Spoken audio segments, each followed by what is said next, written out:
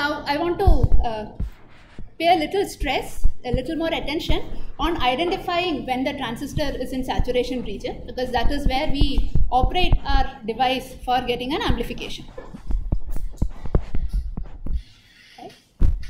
So this is your VGS, gate, drain and source.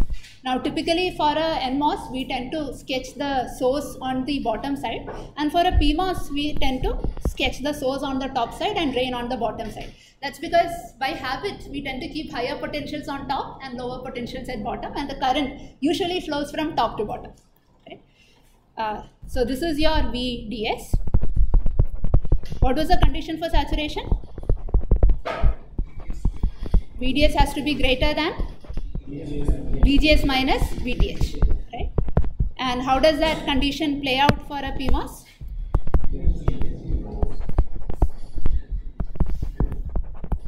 Right, your VSD has to be greater than VSG minus mod VTHP. So in either of the cases, see, one thing that you can say for sure is, if the drain source potential for an NMOS is large, right, then it is more and more towards the saturation side. If the drain source potential is small, then it is coming closer to linear side, right? So large drain source potential, saturation; small drain source potential, linear region. Same thing is true for a PMOS also. Large source drain potential, right? The source is at a higher potential. Large source drain potential, it is a saturation region. As this potential becomes closer to each other, it enters linear region, right? So that is something you can keep in mind if these notations are confusing you. You want the drain source potential to be large, or the source drain potential to be large, to make sure that they are in saturation region. Now what is the other condition that I can derive from this? By removing the source voltage from this equation, VD has to be greater than VG minus VTH, right? So this means that I don't really have to worry about what is happening at the source node, right? In certain cases it might be easier to work with drain source and gate source potentials. Sometimes it becomes easier to directly work with the drain and gate potentials. An example is when you have coupled incremental signal to the source, your source is swinging, right? Now, if you could completely ignore that during your calculation, life is much easier, right? So in such cases, you directly look at the drain and gate potential. Now, if your drain and gate were at the same potential for an NMOS transistor, what is the region of operation? It is by edge of saturation. So for an NMOS transistor, anyways, we are going to assume that source potential is somewhere down there. So it's now not relevant, right? Let's assume that the gate and the drain are at same potential. Is it at the edge of saturation? It is saturation, right? Now, as I increase my drain potential, is it moving closer to cutoff, closer to triode, or is it going deeper into saturation?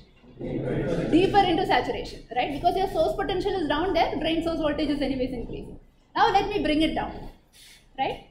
How low can the drain potential go and still have the transistor in saturation?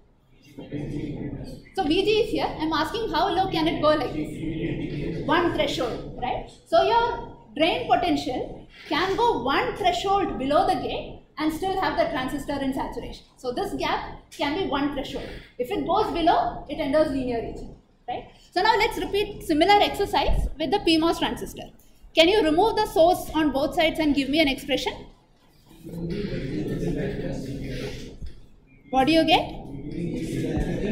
VD is lesser than VG plus mod VTHP, right? So again, this time your source potential is somewhere up, right? Your source potential is somewhere closer to the ceiling, it's at a higher potential, right? And then I have drain and gate together, right? Much like before, if drain and gate voltages are at the same potential, your PMOS is at saturation, right? As I bring the drain potential down, right, basically your VSD is increasing, right? So your transistor is going more and more into saturation, right? So the drain potential can go down, it is okay.